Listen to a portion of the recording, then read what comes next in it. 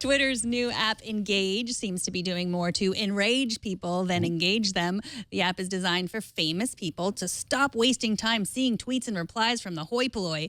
It removes the standard timeline and only shows you mentions of other famous people like yourself.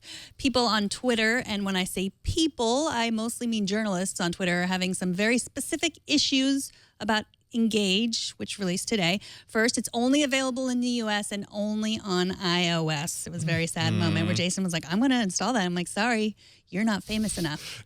You don't have iOS.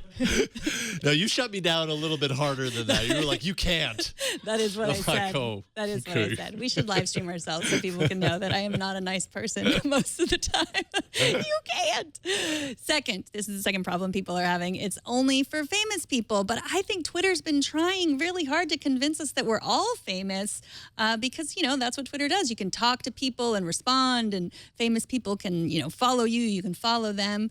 They didn't use the word famous. Instead, they called the audience engage. They called the people engage creators, influencers, Engage creators, influencers, and public figures. Okay. Here's the third thing that people were complaining about with Engage. People had a lot of complaints. Yeah. These are some great safety features for these influencers, but why can't the rest of us have them?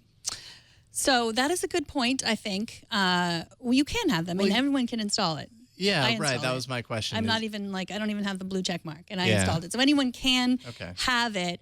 So I don't know what those complaints are about, but I guess what they're saying is there should be even better safety features than this. But I get it. Like if you are a famous person, and Twitter helps you, and you don't have the time or interest in spending time just with like getting harassed or blocking people or deleting people. I mean, you read some of the things, you know, you think.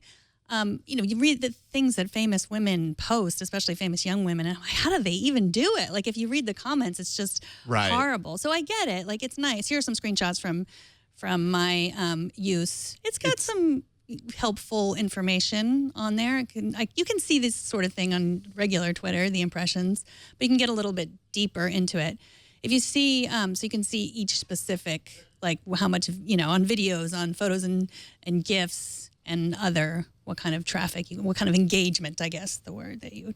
How many people are seeing it, how many people are actually replying you as a result of it or hearting it. Right. And then you can see like, so there's a whole column for important people replying at you. So anyone who's verified, something along those lines. Oh, actually, some of these features remind me, rest in peace, of ThinkUp, which was, you know, Gina Trapani and Anil Dash's kind of metrics service around Twitter metrics, but also, you know, Facebook and a few of the others.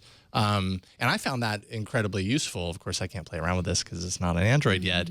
But you can't. You know, yet. I'm sure it's only a matter of it's days, going to happen. weeks, months. But maybe all the famous people have iPhones.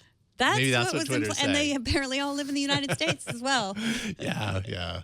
I don't know. It looks useful. It's basically a metrics app. What I do find interesting is what you're saying as far as, you know, if you don't have that time to use Twitter as a thing where you actually take in information, but you use it as a tool to put out information, then this might actually be perfect for you. It eliminates the feed, and it gives you a way to compose, and then it gives you all the metrics about what all the people are saying about you.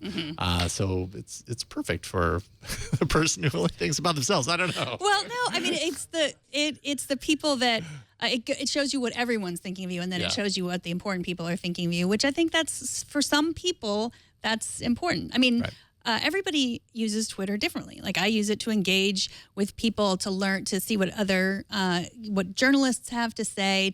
I use it as a news feed essentially, and I use it for people to say like, hey, what you said was crazy yesterday, or, you know, what you said really resonated with me. Like that is like just to be in touch with the audience.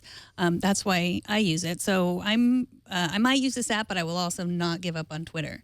Yeah, and I don't think that it necessarily has to be a replacement, but it can be if thumbing through a feed is just too much for you. Right. Well, I mean, that's the argument people make when they're being when women are being harassed. Sometimes people will say, "Well, get off Twitter. Don't use Twitter." And in a lot of professions, you have to. You know, you just have to. For sure. And so this is a way that you can, if you just want to be a producer and not, you know, just not see all the way people are cruel to you on Twitter. I think it's also interesting to me that this was announced at VidCon, YouTube's big conference in LA, because I think that's more of what YouTube looks like. YouTube is really, here are the creators and here are the consumers in the comments. It's so different than Twitter. It's really a top-down hierarchy as opposed to Twitter, where we're all just like jumbled in there together. So I think this makes it more like that, more like YouTube. Yeah, and also kind of like YouTube, like, you know, comments. I think comments across the internet in general can be toxic, but on YouTube, there is a belief that YouTube comments can be particularly toxic. And there, it's pretty easy to like not look at them. You can still be a content creator and contribute to the platform and never see a single YouTube comment. You don't, you know, it's not a big deal. With Twitter, it's pretty impossible to do that. And so I think what this does is that enables people to kind of bypass that stuff and just kind of get to the meat and potatoes that they might use the service for, particularly. Right.